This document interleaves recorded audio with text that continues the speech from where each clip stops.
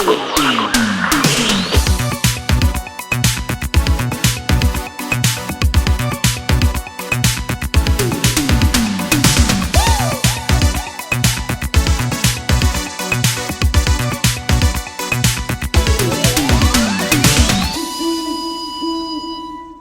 and salutations, loyal players and listeners, to Twin City Trivia, the podcast, to a very special episode, number 30. Yay. What's so special about it? Nothing really. It's just our 30th episode, that's all. We tried to do something, but it didn't really work out. So we are back for our edition Friday, August 14th, 2026. Let's just get right into it. Waste no time for episode number 30. Top teams.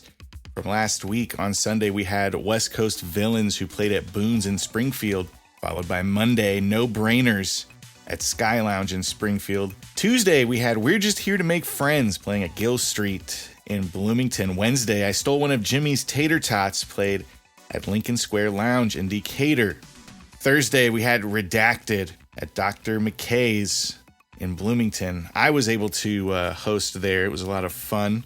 I wish I could tell you what that team name was, but unfortunately we can't do that because it's been redacted. It took it from us. I wasn't there, so I don't know either. Right. But if I knew, I would tell you. Oh, okay. I see how it is. It's true, she would. Friday, Yeezus and Preezus were the number one team for the night. They played at Crafted in Bloomington. They're doing it on Fridays now. Finally, Saturday, You're a Quizzard Harry played and won at Casper Brewing in Bloomington. On to the top three team names of last week. Third place, we did in fact have Redacted. Like I said, I wish I could tell you it's just that good. Just so that I can think about it again. I wish if I could tell you, I would. In second place, the Cinnamon Synonyms. I believe Eminem was on that team. I'm Eminem. I'm with the Cinnamon Synonyms. That's a good one. Filling them in. Yeah, I get it. Burning like filament. Yeah. I'm not doing it. Yeah. I'm riding through the forest in a Ford Taurus with doors. You know what I'm talking about? That's an awfully hot coffee pot. Yeah, he cooked with that one, as they say. And in first place, we had Bone Saw. And it's spelled like that, too. This week, we're going to do something special that we haven't ever done before. So we do have... It is a special episode. Yeah. We did something a little bit special, but I would think this would have happened regardless of whether this was episode 30 or not. True. I have opinions too. Yeah, Abby has opinions too. Just don't zoom out on this, okay? I'm handing her the iPad so that she can read her top three team names from last week. So in third place, I liked We're Just Here to Make Friends because I think it's cutie. In second place, I liked Three Generations of Stupidity because I play a lot of trivia with my mom and my grams.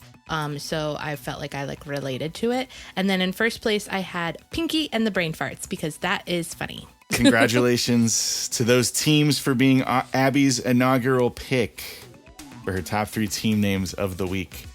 But congratulations to you, the listener, because it is almost time for the questions. But first, we have to check in with somebody very important, and that is Mr. Rulebot giving us a rundown of the rules. Twin City Trivia, the podcast, puts players through 5 category rounds of 5 questions each, before ending on a final round consisting of 1 more question from each previous round. After 3 rounds, players will face a halftime challenge, with 30 seconds to complete it. Feel free to pause the episode at any time and think, this isn't Jeopardy, and your host is not Alex Trebek. Remember, the scoring is optional, the fun, however, is mandatory. Thank you very much, sir. Thank you. Should we keep waiting or should we go ahead and ask questions? I guess it's up to you. You're running the show here. I think we'll go ahead and get on to round number 1. Round number 1 is called This Week in History. I like that it's always round number 1 because then we get it over with. Well, it means you can study for it as well. Yeah, well. Shit happens, and we're here to deal with it. Here's 5 things that happened this week in history, starting with question number 1. Despite becoming one of Hollywood's defining classics, what 1939 musical fantasy humbly held its world premiere in Green Bay, Wisconsin?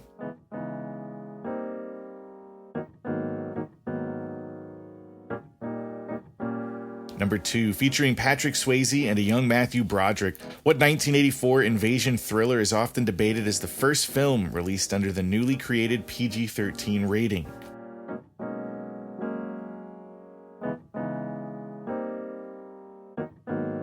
Number 3, what championship series became the first in 90 years to be canceled after a players' strike forced the league to abandon the 1994 postseason entirely?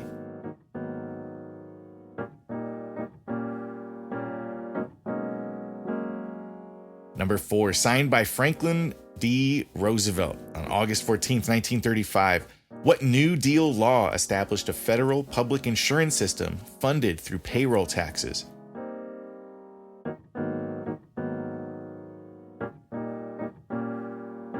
Finally, number 5, completing an unprecedented Olympic three-peat in Rio on August 14th, 2016, what sprinter won his third straight gold medal in the men's 100 meters?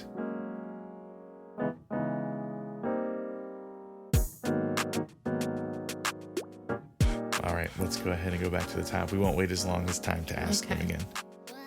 Starting again at number 1, despite becoming one of Hollywood's defining classics, what 1939 musical fantasy humbly held its world premiere in Green Bay, Wisconsin? Is it The Wizard of Oz? Yes, it is indeed The Wizard of Oz. How did you know that? It's because I didn't ask her who the director was. Yeah. Number 2, featuring Patrick Swayze and a young Matthew Broderick, what 1984 invasion thriller is often debated as the first film released under the newly created PG-13 rating?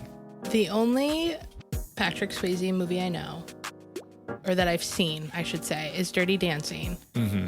And what I know Matthew Broderick best for is Ferris Bueller's Day Off, and it's neither of those. It's also not The Stepford Wives or Roadhouse, so... Right. It was Red Dawn. Okay. Red Dawn. Number 3, what championship series became the first in 90 years to be canceled after a players' strike forced the league to abandon the 1994 postseason entirely? I'm not sure. It was the World Series. Baseball? The MLB.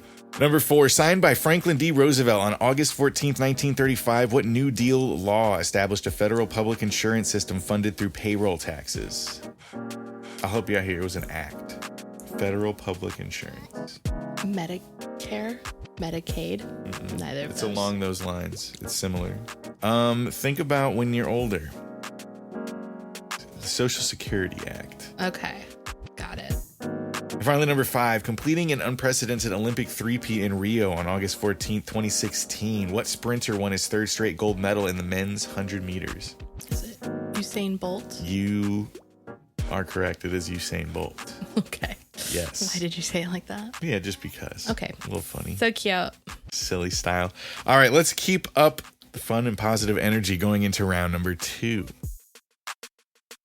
Round number 2 is called The Code Less Traveled. This round is all about codes. Codes of different kinds. Like, okay. Just codes in general. Question number 1. What nickname is given to the briefcase carried by a military aide that accompanies the U.S. president and contains materials for authorizing a nuclear strike?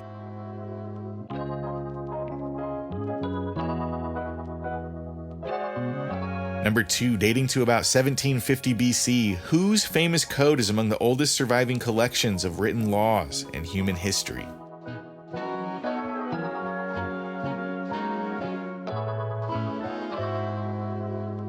Number 3, designed by the Japanese company Denso Wave to be scanned much more efficiently than traditional barcodes, the initials QR and QR code stand for what?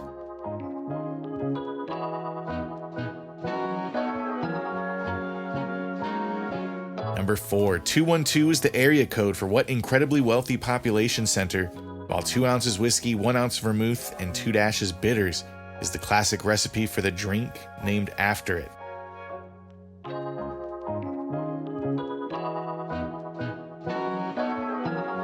Finally, number 5, Gen X and millennial gamers are familiar with up, up, down, down, left, right, BA, select, and start, otherwise known as what video game company's special code?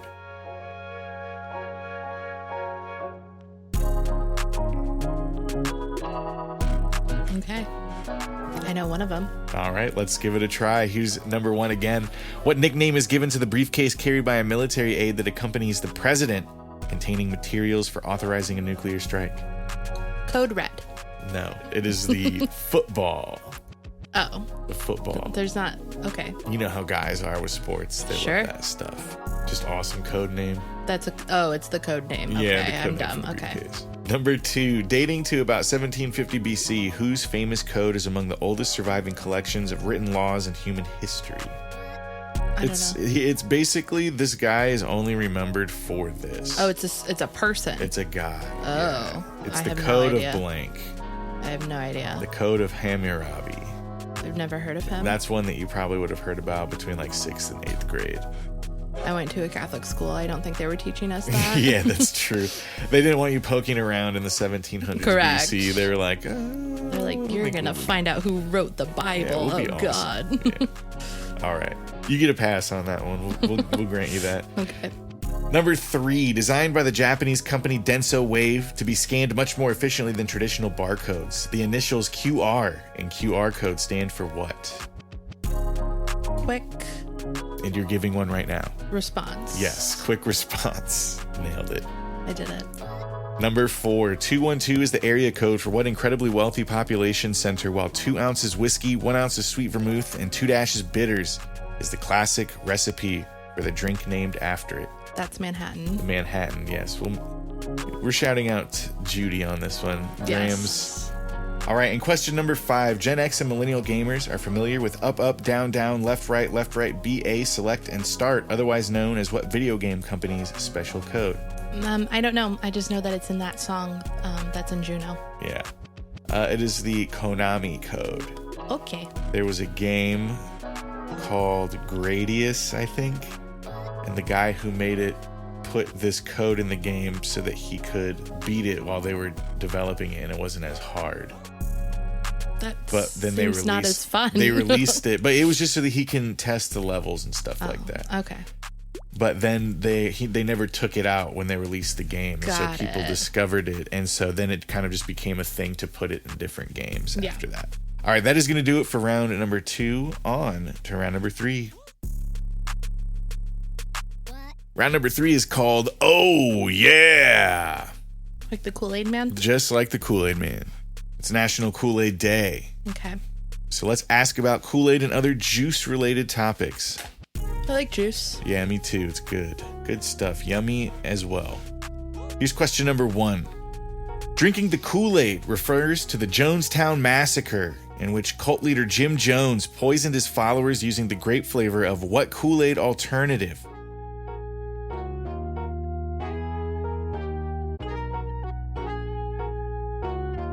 Number 2, sold in soft plastic bottles with a twist-off top since the early 90s, kids were more likely to refer to what Kool-Aid product line as squeezers?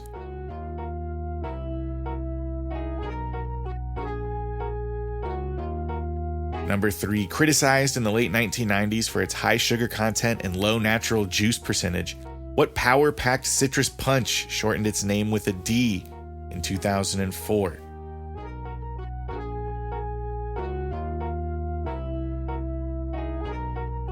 Number 4, while Capri Sun traces its origins to 1969 Germany, Kool-Aid waited until 1998 to respond with what line of juice pouches, which gave the latter a run for their money?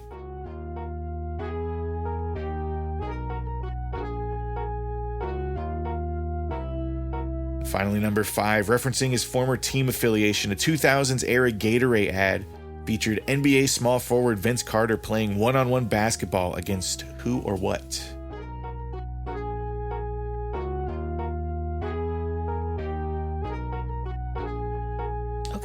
Okay. Back to the top. Number 1, drinking the Kool-Aid refers to the Jonestown Massacre, in which cult leader Jim Jones poisoned his followers using the grape flavor of what Kool-Aid alternative? In all the books and documentaries I've seen about this, I don't know that they mention the brand of course. I guess someone has to at some point. Yeah, I'm sure if you go on their social media, there may be like some sort of like cease and Whose desist. social media? Oh, their social media. Okay. Just anybody, the guys making the documentary, and they're just like, technically, let's point out this is not Like, Kool-Aid. It was actually Flavor-Aid. Flavor-Aid. Flavor-Aid. Oh, actually, that does sound familiar. Number 2, sold in soft plastic bottles with a twist-off top since the early 90s, kids were more likely to refer to what Kool-Aid product line as squeezers. We called them Squeeze-Its. Yeah, but that's not what they're actually called. That's just what... I don't believe you. Okay. I researched the question because I also called them squeezers when I was a kid. What is it? It's bursts. No, Yeah. I don't think so. Yeah. Let me Yeah. see the bottle. I want to see a picture of that. Well, bottle. This is a Mandela effect. That's not No, real. it's not. That's not real. It's not. We'll come back after the break and we'll take a look. Okay. Number 3, criticized in the late 1990s for its high sugar content and low natural juice percentage, what power-packed citrus punch shortened its name with a D in 2004? Is it Sunny D? Yes, or Sunny. Delight. Yes, that is true. I didn't realize it was 2004 that they switched over. 'Cause I remember Yeah, being it feels like it should be earlier than that for sure. Number 4, while Capri Sun traces its origins to 1969 Germany, Kool-Aid waited until 1998 to respond with what line of juice pouches, which gave the latter a run for their money? Kool-Aid Jammers. Yes, the Jammers is correct. They are the superior. I'm sorry, Capri Sun, but Kool-Aid Jammers are better. You know why? It's because they have vitamin C added. Well, it's also because they're delicious. So the blue one specifically. They collaborated with Welch's on those as well. That's why the flavors are so I think I also tasty and have yummy. an aversion to Capri Sun because I would eat Lunchables like every day for lunch. And I always had I think I had the bologna one. I liked the bologna one, and it came with a cherry Capri Sun, I'm pretty sure. So like any other Capri Sun that I ever had, it was like, this is disgusting. This is not the Capri Sun I know. I liked them all. I was kind of like a meathead about it. I was like, oh, yummy. Just Yeah. whatever was in it was No, getting I was drank. like, I'm very specific about my drinks, I feel. Finally, he's question number 5. Referencing his former team affiliation, a 2000s era Gatorade ad featured NBA small forward Vince Carter playing one-on-one basketball against who or what? What team did he play for? I mean, if I told you that, I'd have to give you a point for getting the answer correct. A raptor. Yes. Really? Yes. He played for the Toronto Raptors. Okay. So not only, maybe he went to the grass. I think he went to Degrassi. That's going to do it for round number 3, which means it's time for the halftime challenge. And here to tell us more about the halftime challenge, Ms. Rule Betty. Juice, it's stuff humans love to drink. That's just a fact. It is a sweet beverage that has been enjoyed as far back through the ages as the late 1980s and early 1990s. So, for your halftime challenge, you will have 30 seconds to guess the top 7 non-carbonated beverage brands of the 1990s based on reported sales during that decade. 30 seconds starts. Holy chips, it starts right now.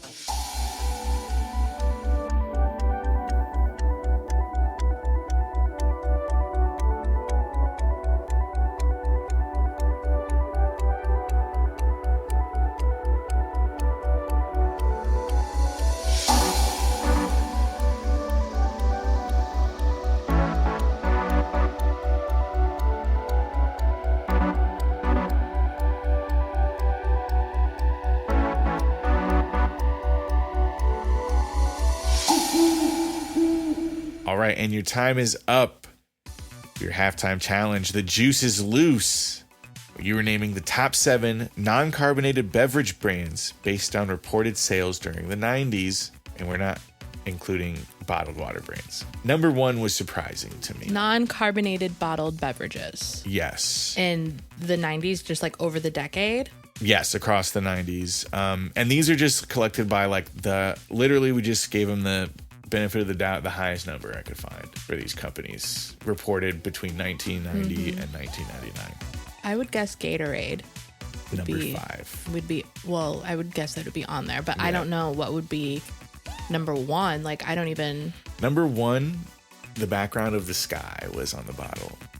And then there would be a little strip at the top or bottom, and sometimes it would be pink, sometimes it would be yellow, depending on what was inside. And those are the two main colors of beverage that this company sold. But it was huge. Simply? It's not on the list at all. Because I feel like that wasn't really 90s, but that's... Yeah, this was a concentrated juice. It's got to be a lemonade. Yes. Oh, like Minute Maid? Yes. Okay. It's number 1. Number 2 is similar to Simply in that they offer squeezed juices, but it's mostly orange juice is all I've ever seen. Tropicana. Yes, is number 2. Number 3, they always have the commercials where it's like the two guys standing out in the waiters because they sure do. The cranberry juice. I don't know. Ocean Spray. Ocean Spray. Ocean Spray. Number 4 has experienced a massive fall from grace because they no longer offer the glass bottles with the metal caps that have a fact underneath. Snapple. Yes, they're all They plastic. don't? No, yeah, it's all plastic. And there's no facts? Yeah, like a Gatorade bottle. I think Rip. it's like maybe like Mickey's or something. Yeah. Where they have like a pictogram? Yeah. Number 5 we got was Gatorade. Number 6, similar to the Costco guy with this one. The Costco guy. Yeah, where he's like, if you Arizona green tea. Yeah, if you sons of bitches raise the price, I'll kill you both. I was like, what Costco guy? The CEO. Got it. And then you'll be chagrined to learn that number 7 is... Oh, Capri Sun? Yes, is number 7, Capri Sun. Well, that's not surprising. People loved Capri Sun. Yeah. It defined the 90s. In first place, we had Minute Maid. Second place, Tropicana. Third place, Ocean Spray. Fourth place, Snapple. Fifth place, Gatorade. Sixth place, Arizona. Seventh place, Capri Sun. All right, that is it for the halftime challenge. We are going to go ahead and take it into round number 4 and the rest of the game. See you there. Round number 4 is called They Live Among Us. Wait until the lizard people conspiracy theorists find out that there are actual lizards living on this planet. Oh my gosh. I know. Yeah, this round, however, is about fictional lizards. They're probably still cute. They don't exist, some of them. Let's find out, though. Starting with number 1, becoming the first Japanese-produced film in the franchise to win an Academy Award, what 2023 blockbuster earned the Oscar for Best Visual Effects?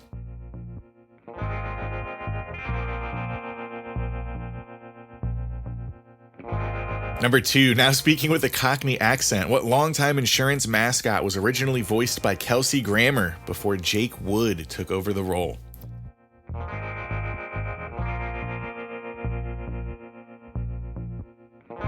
Number 3, after injecting himself with reptilian DNA in an attempt to regenerate his missing arm, what Spider-Man scientist transforms into the villain known as the Lizard?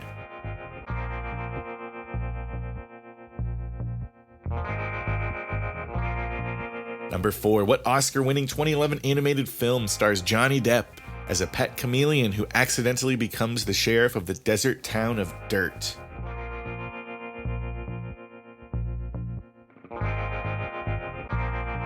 Finally, number 5, a panicked lizard repeatedly slamming a human button became a viral marketing campaign for what Pixar film released in 2026?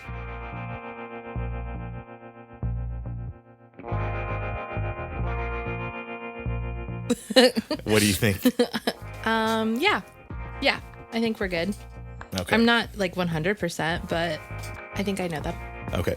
Back to number 1, becoming the first Japanese-produced film in the franchise to win an Academy Award, what 2023 blockbuster earned the Oscar for Best Visual Effects? Godzilla.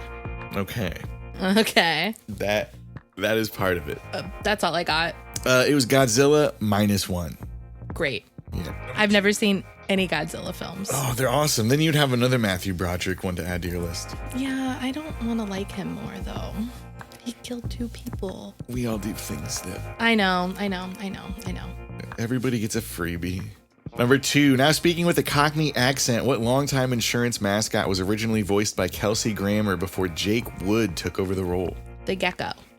Yes, for whom? Geico. Yeah, the Geico gecko. The Geico gecko, yeah. Number 3, the guy woke up the day it was due and was like, I need something for this mascot. What am I going to do? Geico, gecko. Number 3, after injecting himself with reptilian DNA in an attempt to regenerate his missing arm, what Spider-Man scientist transforms into the villain known as the Lizard? I do not know. That was Dr. Kurt Connors. Cool. Yeah. Played by whom? I have no idea. Oh, is there not a movie? He's in one of the movies, but it's one of the Andrew Garfield ones. Oh, okay. And I can't remember who plays him. Played by Rhys Ifans in The Amazing Spider-Man in the MCU, and Dylan Baker in the Sam Raimi Spider-Man films. Number 4. What Oscar-winning 2011 animated film stars Johnny Depp as a pet chameleon who accidentally becomes the sheriff of the desert town of Dirt? Is it Rio? No, that is a movie about birds. Oh, then I don't know. It's Rango. Well, I was close. You were close. You were barking up the right tree. Wrong cat. I haven't seen either of them. I thought... I've never seen Rango either, and it's supposed to be very, very good. Oscar. I don't really watch like cartoon movies anymore, unfortunately, but... I might throw that on. Number 5. A panicked lizard repeatedly slamming a human button became a viral marketing campaign for what Pixar film released in 2026? Hoppers. Hoppers is correct. Yes. I haven't seen that one either. Me either. I kept telling I myself, do want to see that one. It looks cute. I kept telling myself I was going to go see it just solo style at the movie theaters, but I never did. Yeah. I never got the We got to make courage. sure we catch next month's Studio Ghibli. Yeah. Here's round number 5. Round number 5 is called No Regerts because it's tattoo removal day, so we're going to honor that by thinking about other big regerts, retcons, and redos. Okay. Here's number 1. In order to make way for the newest films, Star Wars retconned decades worth of expanded universe novels, giving them what name, implying that they never happened?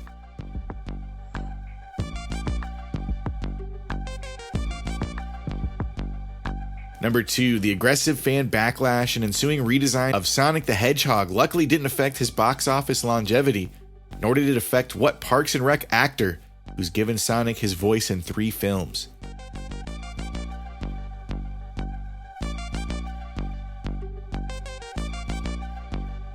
Number 3, online, comic book fans rallied around the message "Release the Snyder Cut," leading to director Zack Snyder's 4-hour-long re-edit and re-release of what 2017 superhero film?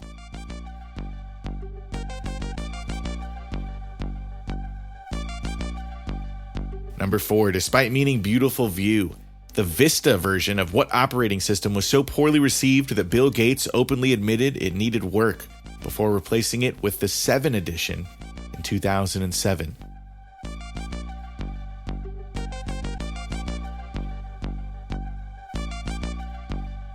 Finally, number 5, despite becoming an internet meme, what 2022 Jared Leto-led superhero film prompted Sony Pictures to re-release it in theaters, only for it to flop a second time?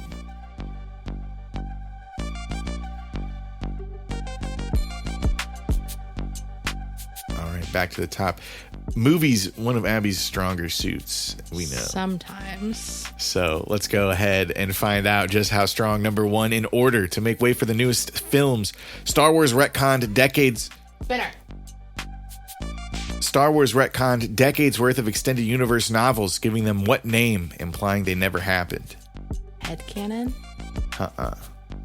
No, this is like something like if you bought a book, like if they did a reprint, say of like Timothy Zahn, this would be printed on the jacket now instead.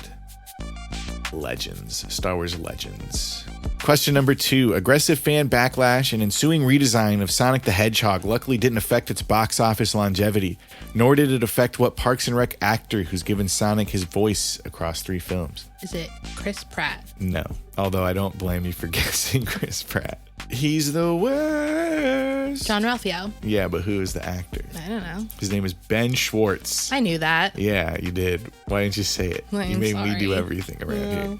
Number 3, online comic book fans rallied around the message "Release the Snyder Cut," leading to director Zack Snyder's 4-hour-long re-edit and re-release of what 2017 superhero film? Avengers. No. Batman. No. Spider-Man. No.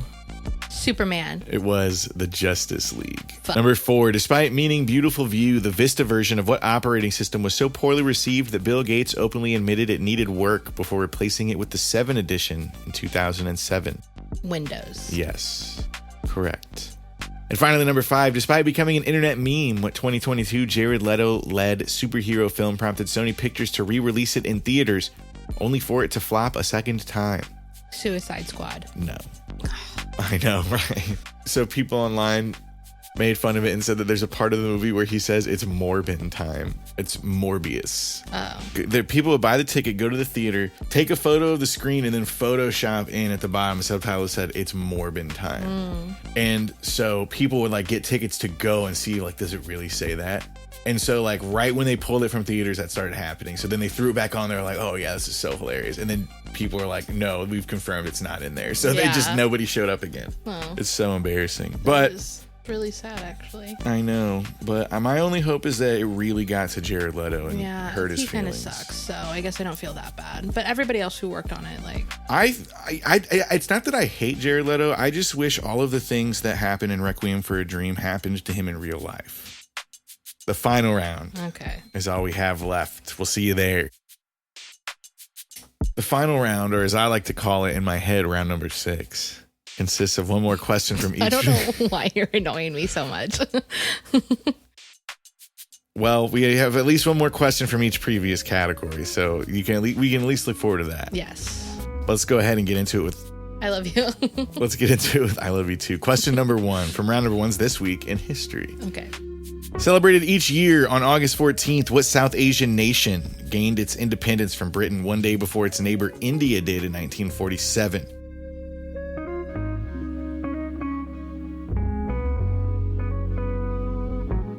Number 2 from round 2's The Code, Less Traveled. Released in 2011, what Jake Gyllenhaal science fiction thriller follows a soldier repeatedly reliving the final minutes before a commuter train explosion?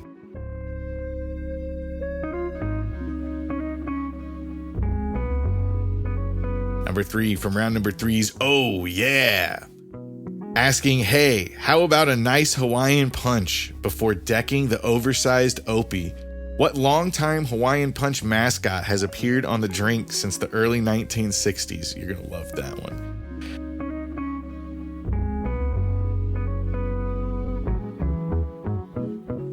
Number 4 from round number 4's They Live Among Us. Lizalfos have appeared as recurring reptilian enemies since the adventure of Link, appearing throughout what long-running video game franchise?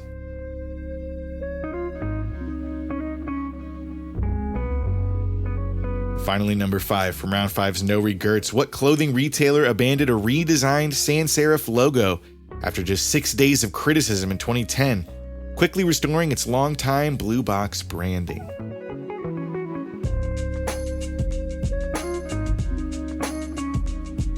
All right, one last time. Let's go ahead, go to the top, see what Abby thinks. Round and question number 1. Celebrated each year on August 14th, what South Asian nation gained its independence from Britain one day before its neighbor India did in 1947? I don't know. It was Pakistan. Pakistan, he said it in a normal voice. Number 2, released in 2011, what Jake Gyllenhaal science fiction thriller follows a soldier repeatedly reliving the final minutes before a commuter train explosion? What year? 2011. Science fiction thriller? Mm-hmm. Yeah, he was a little more, to me, he was a little more Blue October than he was Roadhouse. He was a little younger in this one. I wish it was Donnie Darko. Mm-mm. I know it's not. No, it's called Source Code. Number 3 from round 3's Oh Yeah. Asking, hey, how about a nice Hawaiian punch before decking the oversized Opie? What longtime Hawaiian Punch mascot has appeared on the drink since the early 1960s? I'm going to give you a hint right off the bat. What is the dumbest name you could possibly think this guy has? He's the Hawaiian Punch mascot. George. No. I'm one syllable away from giving you the answer when I read this question. Punchy. Yes. His name. They said, another one. He woke up the day it was due. God. I thought it was gonna be something like that has nothing to do with like who. Yeah, like Frank. I'm getting the Hawaiian Punch mascot and the Kool-Aid man mixed up. Yeah, don't do that. He doesn't like. They're both red. That's how I got the nickname Punchy, because they used to say Kool-Aid man. Okay. Number 4 from round 4 is They Live Among Us. Lizalfos have appeared as recurring reptilian enemies since the adventures of Link throughout what long-running video game franchise? The Legend of Zelda. Yes, that is correct. The Legend of Zelda. I knew something about video games. Mm-hmm. Nailed it. And number 5, No Regerts. What clothing retailer abandoned a redesigned sans serif logo after just 6 days of criticism in 2010, quickly restoring its longtime blue box branding? Gap. Yes, the Gap. Have you seen the logo that they used? I have not. I liked it. I thought it was cool. I just know the blue box. They still had the blue box in the logo. Oh, it was just like a different. Yeah, well, it was just like the Target font, kind of, Okay. but with the lowercase a and the P, and then they had like the blue square with kind of like a gradient of it fading away. I thought it looked cool. Like with all the other brands that were like redesigning their logos, I thought that one was actually epic and awesome. But people were like, no, I want it to look like when my mom was putting it on me in the morning. I don't really have a strong opinion on any logos, I don't feel. Okay, well, folks, we'll work on it. And we'll get back together with you next week for episode. When are we going to take a break? We gotta do a season break at some point. But for now, I'm planning on being back with you next week, episode number 31. As long as they're planning on paying me for it, that is. And as long as I got the questions. But with that, remember, be safe. Always follow the rules. I love you. I'll miss you, and I love you. Goodbye. Bye. Twin City TWIH is widowy produced by Mido Media. Our questions are widowy the intellectual property of Twin City TWIH. Likewise, any music belongs to Mido Media and genuine we cannot be used without prior consent. I'm just a widow baby. You wouldn't steal from widow baby Wilbot, would you? Membo everybody, yo friend baby Wilbot says, always follow the rules.